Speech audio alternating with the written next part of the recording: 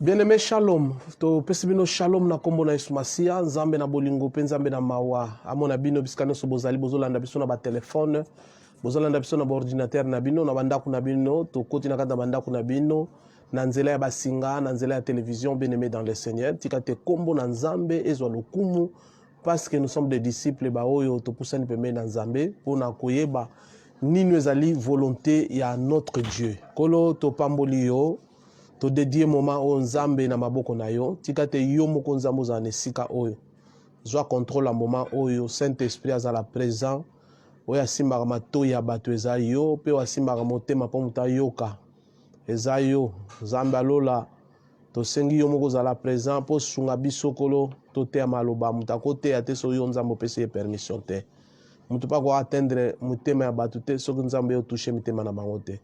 Voilà pourquoi tu bengi yo na kat na bonzambe, zala présent, zala mosungi na biso, telemele nyonso ya Satan, ezala musika na biso, na kombo, na Yesu Masia, to bondeli ndengwana. Bien-aimé dans le Seigneur, encore une fois, shalom, biskano sobozali, nzamba mona bino, na kat na mabota, nzamba pesa bino loboko, parce que boza ba na nzambe, boza ba oyo nzamba poni, ba oyo nzambe abongisi pona royaume, tika ete nkolo na biso apambola bino, to kutani na bino susu na matin na biso vraiment ezali année moko compliqué 2021 eza année d'évangélisation, année de réussite to ko souffrir mingi na 2020 mais 2021 nzamba pesa biso loboko to réussir toutes les épreuves o nyonso ko komela biso ata malade ya covid biskano so bozali même s'il y a des problèmes ba santé za malamu te mais nzambe apesa loboko. Bien aimé to kotanga verset na biso ya poko na lelo.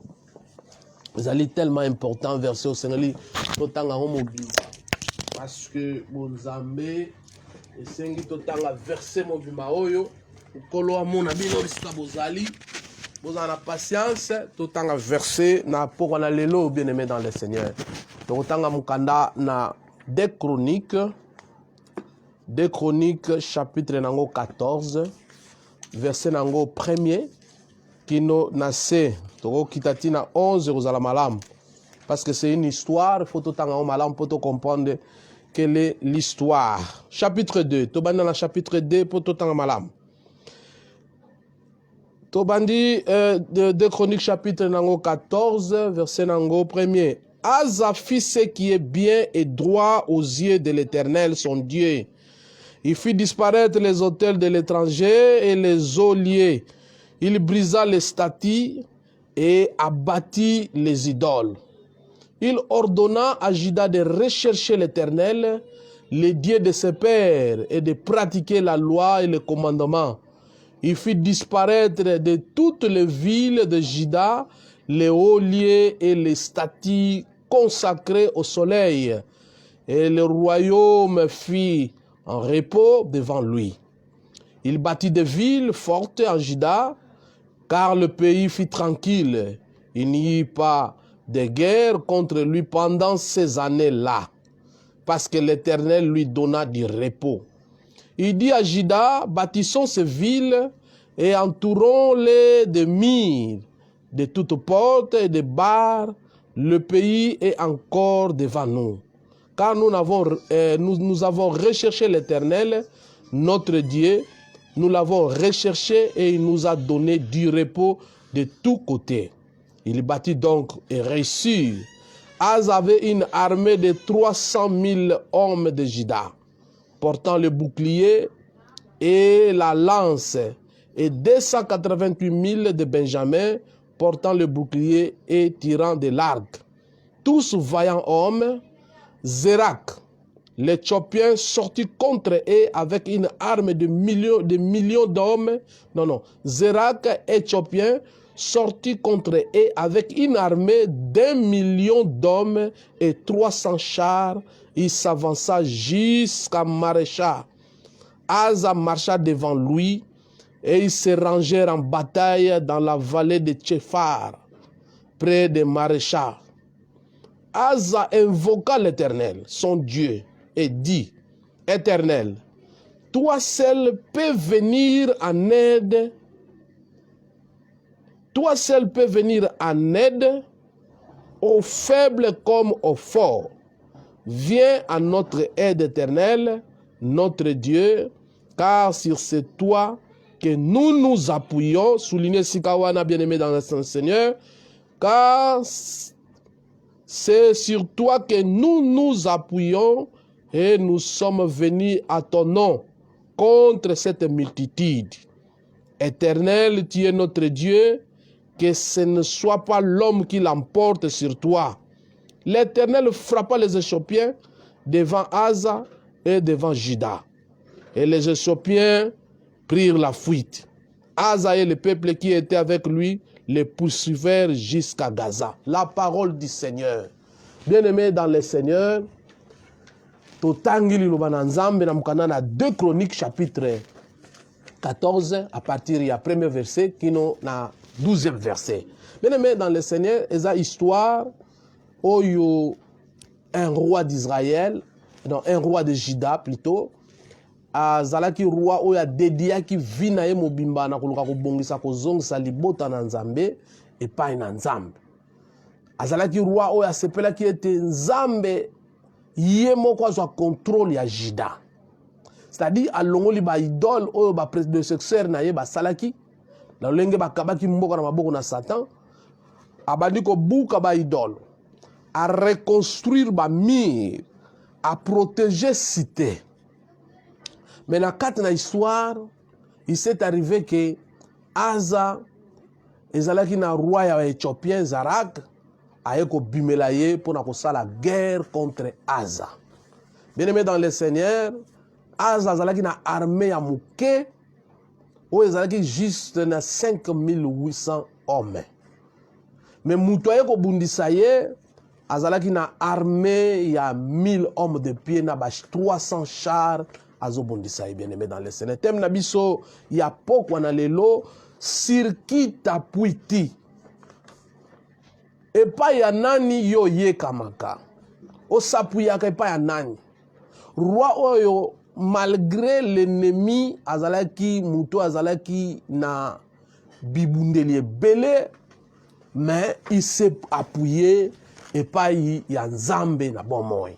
Biso pe sengeli to sapuyaka epai na Nzambe tangu tozala ba situation, tangu tozala ba problème compliqué. Tota na définition bien-aimé, appuyer tout ce qui sert à maintenir quelque chose ou quelqu'un, l'appui.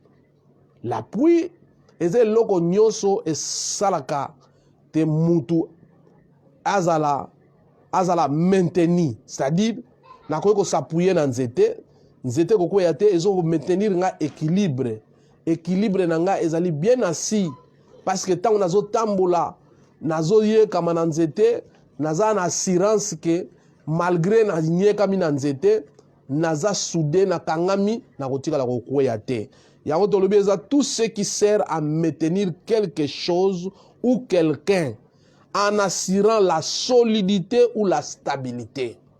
Ceux qui ont s'appuyer par exemple na mbongo na yo, olobete naza na mbongo na nga, oui, eza appui. Ozala bandeko na yo par exemple aza na poto, ozala ndeko no par exemple aza ministre, ozala ndeko no par exemple aza DG, ozala ndeko na yo aza directeur, osappuya olobi noko na biso nde mtasala makambo yo. Yenda sunga biso na famille, aza loboko likunzi, yende likunzi ya famille. Appui eza mutu to eloko oyo mutu azo komisa likunzi pona ye. Assurance pona ye, espoir pona ye.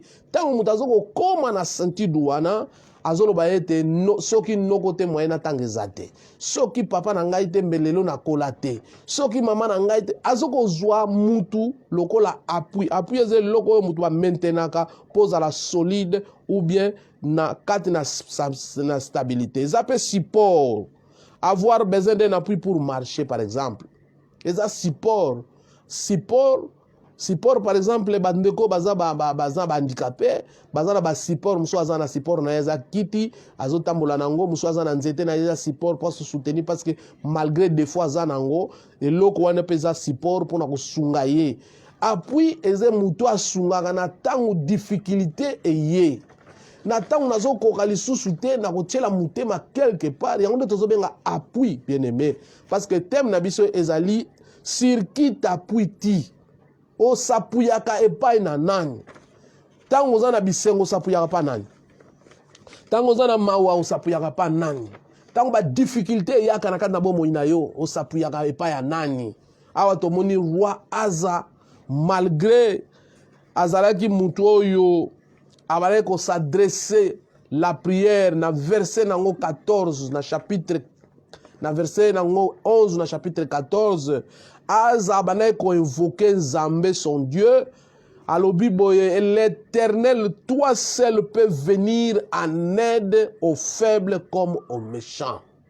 Ezaka Nzambe ndapesaka batu loboko bien-aimé. L'appui oyo elembaka te ezaka loboko na Nzambe. Okosa na mbongo esilaka. Tomoni lelo bato bazaki na pouvoir, par exemple Edouard bazaki na pouvoir, alongwe na pouvoir, bokonzi nyonso azalaki nango esili. Tomoni lokola Trump azalaki munoko parce azalaki président, abalaki ko s'appuyer na titre ya présidence. Mais lelo Trump a commis un citoyen simple, azongi a commis simple citoyen. Donc bien aimé, muto ya lembaka te, oya silaka te, ezaka Nzambe oyo Asa atielaki motema. Bien aimé, na tactique militaire, le nombre compte. Ceux qui ngana na 5 personnes, na mutu azana 50 personnes, ata tozalaka makasi yango ndenge nini, tokoki jamais kobeta 50 personnes. Donc le nombre na calcul ya guerre, bien aimé dans le Seigneur, est kontaka makasi parce que le nombre est important.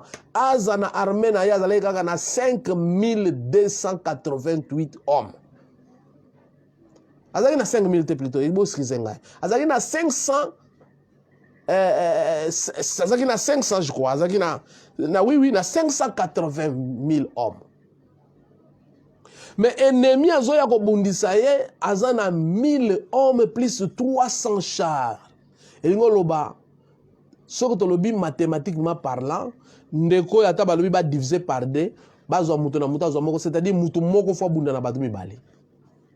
Donc c'est important, c'est ngeli to ba no comprendre déjà que quand on s'appuie pas en Nzambe, quelle que soit la situation, le problème, le difficulté, la solution, le problème, maladie, mais ce qui l'espoir, les pas en Nzambe, on la décider. L'exemple, yango tozo mona awa. Malgré le numéro bien aimé, dans ma pratique militaire, vous le dirons sans embâche, bien aimé, sans être le seul facteur garant de la victoire. Le fait en homme et en qualité des armes en sont des éléments déterminants échec ya Asa bien aimé dans le Seigneur. Parce que le roi de l'Éthiopie, il y a na batu en nombre. Mais yangote esalaki ke longola Asa, le roi Asa, a komana ko banga. Parce que loko oyo ba Éthiopie bazalaki na ngote zalaki malgré bazalaki na batu. Malgré bazalaki na 300 chars, malgré ils étaient bien équipés, mais bazanga ke loko moko oyo azazalaki nango, c'était l'Éternel. L'Éternel, le roi des rois. Et loko moko te munduki moko te était maliboso na Nzambe. Munduki moko te était maliboso ya bateau balobi te biso to pesi bo moina biso e pa na Nzambe. Munduki moko te bien aimé dans le Seigneur. Aucune arme dans ce monde et ko bunda na Nzambe. Ata bato ba sali nyoso. Ainsi le royaume de Juda partait en guerre contre un adversaire redoutable, bien-aimé, avec un handicap majeur qui pouvait sonner comme le présage d'un échec, bien-aimé. Asa donc, il a mis la confiance en Dieu et sans ride, sans faille, bien-aimé, ne désespérant pas pour autant, car il savait qu'avec Dieu, comme appui, bien-aimé, un pot de terre, et qu'on bunda jamais na po oyoza ya libende. Soko zinzunga mabele obeta na nzungu ya libende, bien aimé nzunga mabele ko panzana. Yoko panzana, yozana succès. C'est alors bien aimé comme tant Asa à comprendre les difficultés en nombre, bien aimé. Il a compris sa difficulté. Alors bien en tout cas match ezate. Awande tozabo match ezate. Na ebela batoyo match ezate faut se tourner et longinanga et pas na nzambe. Na tourner longinanga pas nzambe, na invoquer n'importe quel nzambe te. Parce que eloko sala kabiso passi, tozo continuer ko souffrir dans cette vie. Tozo continuer ko vivre les choses dans cette vie, de difficultés dans cette vie. Nazo koko bima na ba lasute, nazo koko bima na ba malédiction familiale te, et loko sala kabiso parce que nous évoquons des dieux qui ne répondent pas.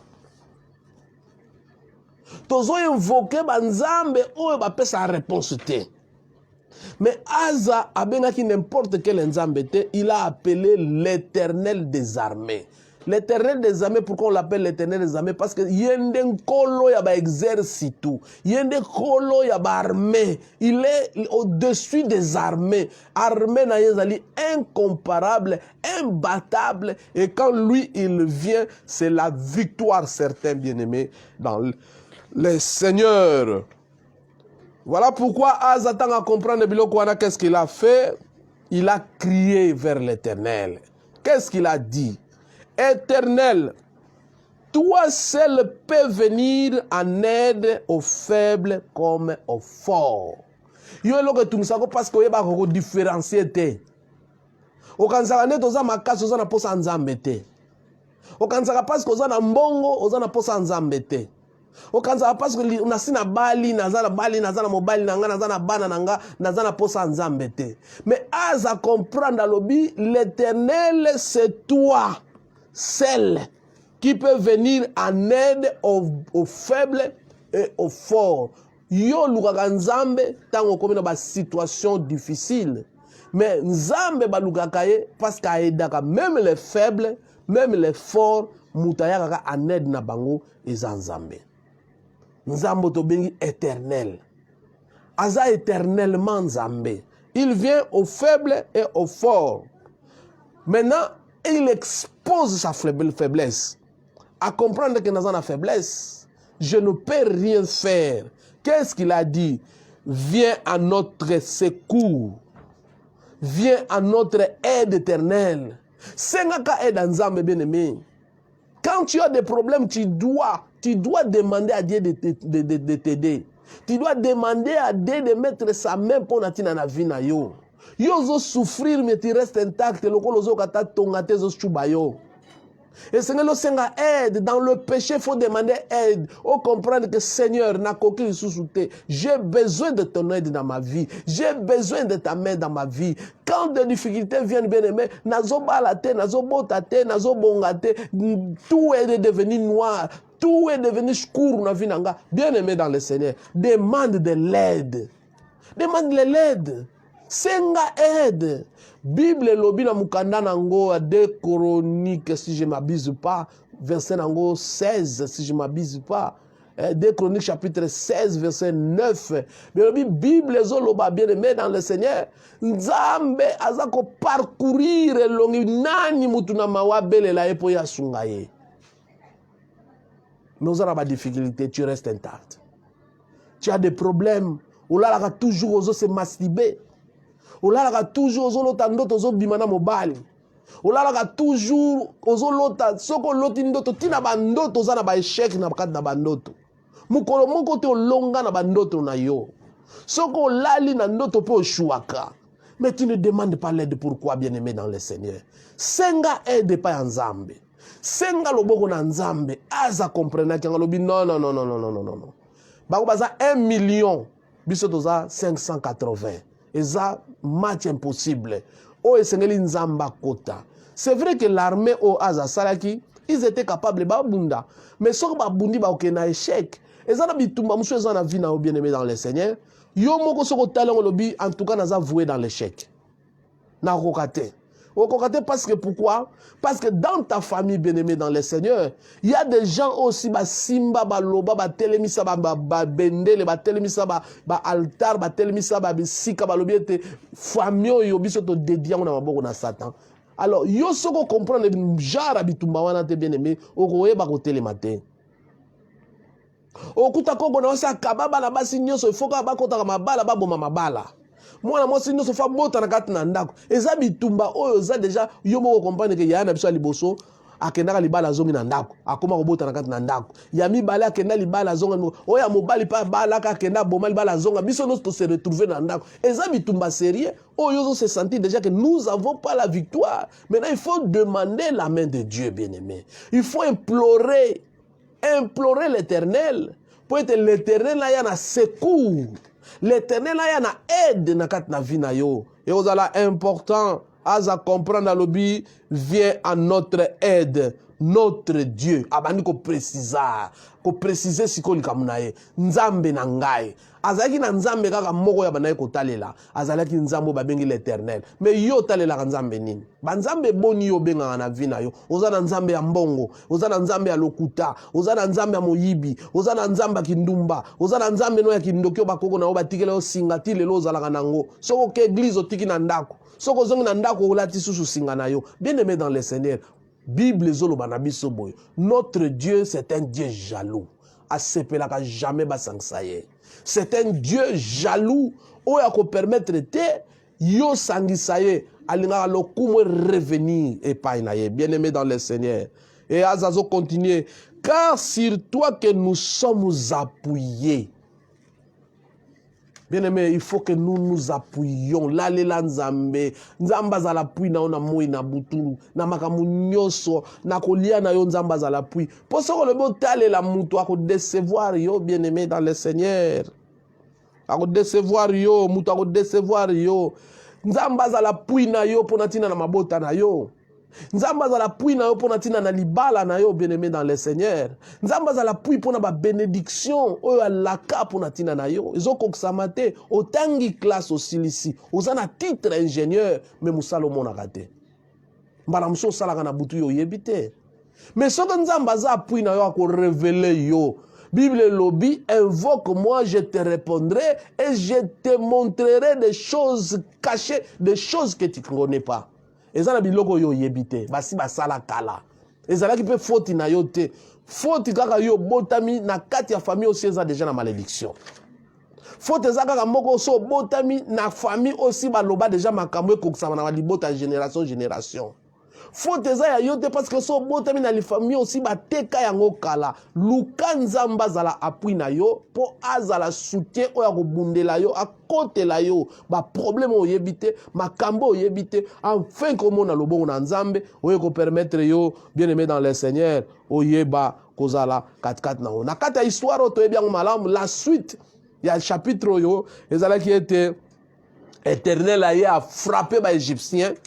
Ba poti ba on bazalaki 1 million na ba 300 chars ba poti ba armée ya Asa et détruire ba kamati victoire devant les Éthiopiens pe ba botoli ba biloko ebele. La puissance de Dieu a fait mentir la loi des nombres. Bien aimé, même s'ils ont mis des lois, parce que loi des nombres vis-à-vis à Asa, tout le monde a Asa qui na nombre mouké à basoda et le roi Zera Kazaki na ba million, 1 million, ils étaient belés zawate. Ça dit c'était comme des fourmis. Mais loi on ezo kwea kaka liboso na nzambe parce que liboso na nzambe za na loi moko te telemaka o nga baloka ngai o biso mama na biso ateka biso o biso tata na biso ateka koko na biso aloba maloba biso nesto kufaka na mai ba loi nyonso wana liboso ya puissance ya nzambe liboso ya kombo ya éternel ba loi nyonso wana bien-aimé dans le Seigneur etelemaka te ba loi wana etelemaka te ekweyaka na moto a tcheli nzambe motema soko tcheli nzambe motema la puissance de Dieu ekokweisa la loi des nombres car son peuple à travers son roi bien-aimé batiaki pleine confiance liboso na nzambe comme appui na bango bien-aimé dans le Seigneur nzambe soka za appui na yo oko mettre de confiance et lorsque ça que Asa alonga c'est parce qu'il a mis la confiance à l'Éternel des armées comme son appui, bien-aimé. N'alobaka toujours, quiconque s'appuie sur un homme, s'appuie, bien-aimé, sur un roseau sacré cassé. Moutou el salale li moutou. Ce que moutou anabeli, eliki ape beli bien-aimé dans le Seigneur.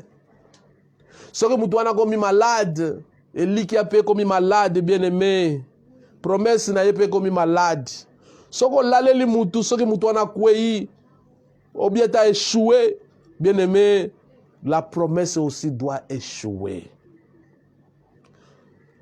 Biloko no se affectaka bien aimé les événements et les circonstances soko laleli mutu na ba circonstances na ba événements nyonso soko laleli mutu kozala déci parce que promesse yango pe kosala nini ekokweya ko tshela mutu mutema te bien aimé to mona batu batshela banoko mutema banoko bakufa lelo batelengana tant tozalaka na noko tant tozalaka na mama na biso tant tozalaka na tata na biso mbelero tata zo memena biso biloko eza trop tard mutu batshela ke mutema te bien aimé mutu akozala puite appui eza Nzambe, appui eza Christ, tshela Christ motema, na ba circonstance nyonso, na ba l'air nyonso ko benga ye, ezala na minuit.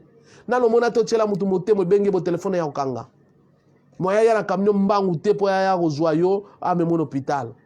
Mais Christ benga ye na l'air nyonso azaka disponible.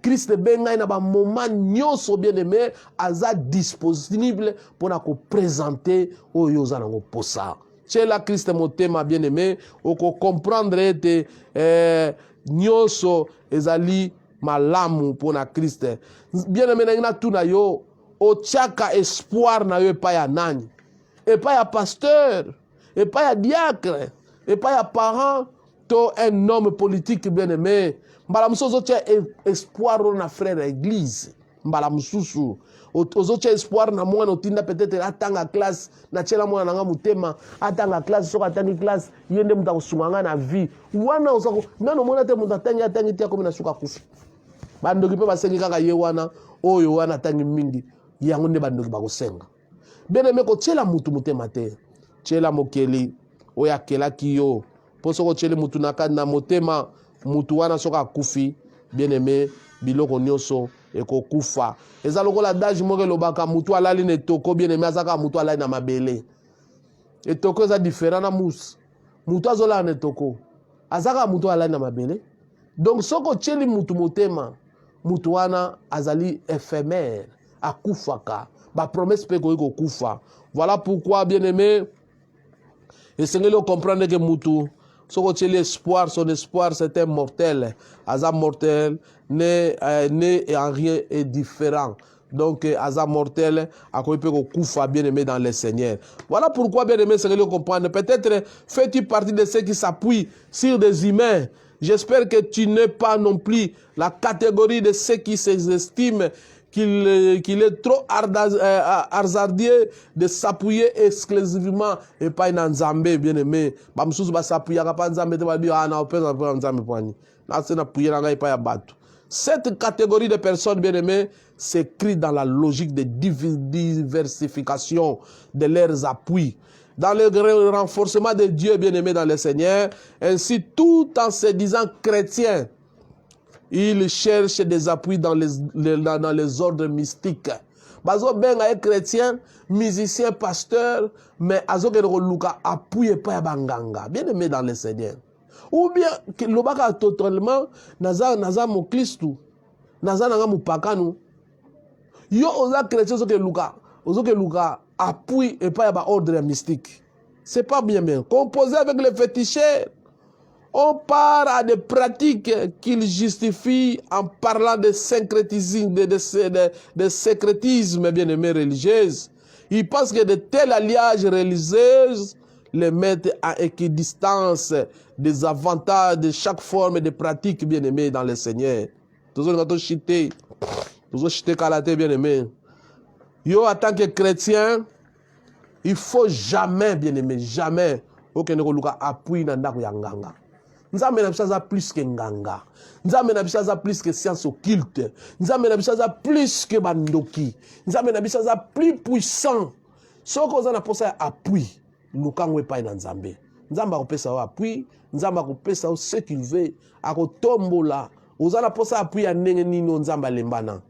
Est-ce que nzamba alemana mabota?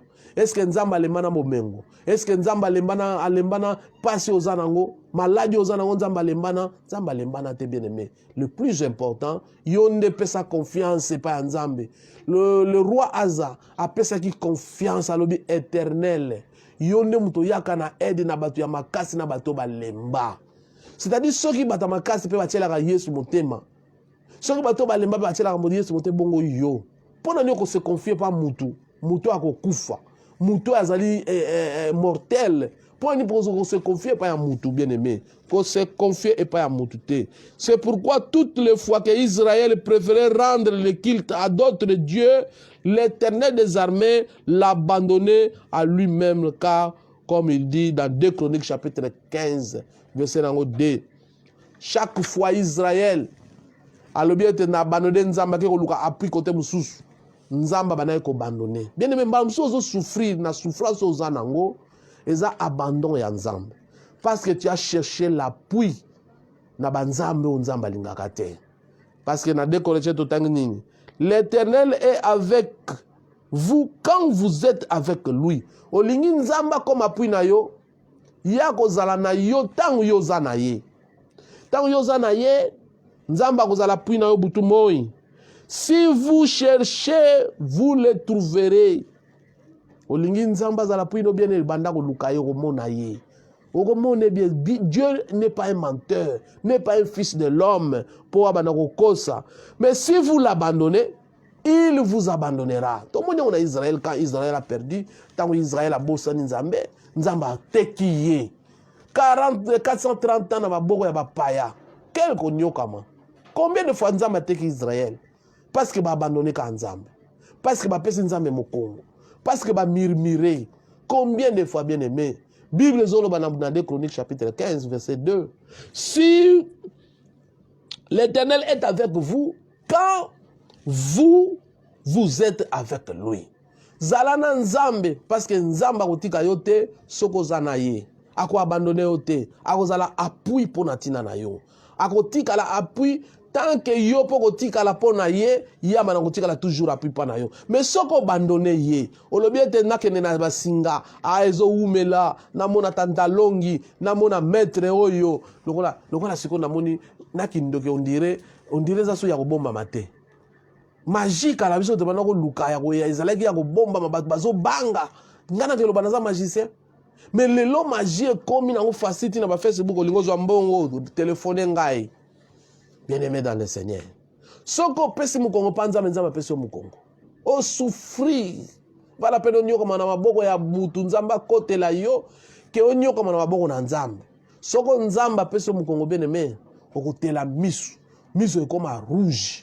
Makamuzo koma compliqué pe oye bate ndenge nini obimela linga bien aimé oza kangama nzambo yo na 2 Chroniques chapitre 16 verset nango 9 le biboye car l'Éternel étend ses regards dans le même verset 2 Chroniques chapitre 16 verset 9 car l'Éternel étend ses regards sur toute la terre pour soutenir banane c'est dont le cœur est tout entier à lui olingi nzamba zala appui pona yo Nzambe mo kazolo bawa alobi ete Nzambe azo balolisa misu na mukili mobimba azo luka nanyo mutema mubimba mutema na yeza pa na epo Nzamba sa nini a soutenir ye.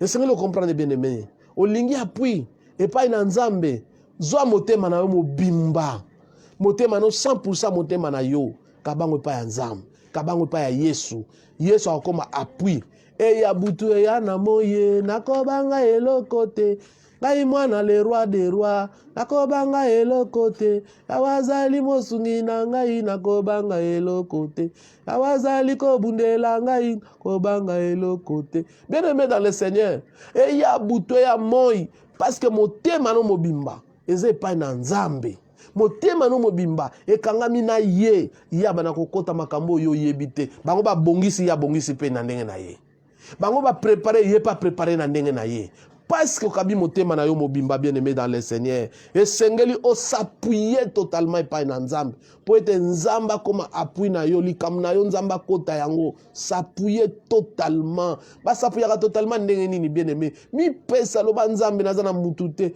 nazali na motote yawe kolosunga e nazali na motote ya na bisika wana tango nazana motote ndesika nzamba zo apparaître comme lisungi ndesika nzamba zo apparaître comme aide esika bato babwaki balembi balobi eto sili esika bato balobi fini esika bato balobi esili tozozela mikolo po akende ndesika nzamba zo ya mpona kopesa loboko bien aimé dans le Seigneur nani oyo otielaka motema epai ya nani osapuyaka bien aimé dans le Seigneur ne loko nini yo osapuyaka baninga basapuye na nzambe bato ebele babimeli bango me balongi baninga bazwi motema na bango mobimba bapesi confiance na nzambe nzambe akomokota baproblème na bango me yo osapuyaka na nani bien aimé dans le Seigneur nani oyo osapuyaka na maloba ya batu mbala mosusu otikala na kosapuye mama aloba tata aloba biso na famille baloba otikala kaka na maloba wana osapuyaka na nani baninga bazosapuye na liloba na nzambe me yo sapuyaka na bakisi onganga pesa oti lelo ozosapuye nango baninga bazosapuye na liloba na nzambe nzambe aloba kolo oloba oloba boye afonde fwa na ye na liloba na nzambe me yo ozofonde fwa na maloba bato baloba bato wana si bakufa eske maloba ya mutu oyo akokufa yo kende kotiela motema bien aimé dans le Seigneur tosappuye liboso na nzambe est-ce que tokoki kosappuye sur lui kaka ye kaka l'Éternel soki tosappuye na ye seul bien aimé tokomona changement olingo mona changement sappuye na nzambe pesa confiance na nzambe bien aimé tosuki awa en tout cas nzamba mona bino banso bolandaka biso nkoyo na kati na émission na biso oyo bien aimé nzamba mona bino apesa bino loboko botikala kaka bato bozo sappuye na bato te mais s'appuyer na l'Éternel omona merveille ya nzambe omona ndenge nzamba changeaka via bato muto azalaki mukuwa ko musuni muto ba déclaraki bembe akomi na vie muto ba bengaki chômeur akosala souterre bandi osala muto balobaki akobala te abali muto basekaki siko bakomi koluka ye bien aimé dans le Seigneur tiela motema nzambe loba nzambe yonde esika na koyekama zala esika nga na yekamaka zala esika nga na tielaka motema zala esika nga na kangamaka na yo soko komi na biloko wana c'est alors tu verras la main de Dieu nzamba akoya po appuyer yo devant les sorciers akoya po appuyer yo devant le malédiction devant le piège o bazo salela yo devant la préparation nocturne o bato bazo bongisa po baya ko luka yo ba boma yo nzamba ko kotela yo parce que Bible ezolo banini l'ange de l'Éternel campe autour de celui qui les craint et il les arrache au danger ata danger ye nzamba ko telema bien me botikala malam to pamboli bino to kangi misu na biso to bondeli kolo to tomboli yo lokumu eza ya yo nzambo to tiela motema soki nzoka to tieli yo motema to kabi motema na biso mobimba Bible lobi na biso nini bien aimé nzambe yo kosunga biso ozoluka bato mitema na bango epesami epai na yo po pesa bango loboko kolo pesa biso loboko to tiela mutu motema te mais to tiela yo mokeli yo ndo yebi ba souci yo ndo yebi ba problème ya mwana moko na moko alandaka soko ko pesa loboko nzamba ko ganga ke na tiela yo motema na pamboli yo nzambe na kombo na Yesu bien aimé to suki awa nzamba mona bino bo s'abonner na canal na biso Peniel TV canal Peniel TV na YouTube bo s'abonner mingi na Major Kadema Banza na Facebook bien aimé to tcheba numéro na biso eza wana soki problème ezali benga biso to kobondela pona yo nzamba zwa lokumu to kutani mbala sima so nzamba apesa biso pema botika malamu shalom na ba famille nyoso na pesi shalom nzamba mona bino botika malamu na komona Yesu Masia gloire au Seigneur.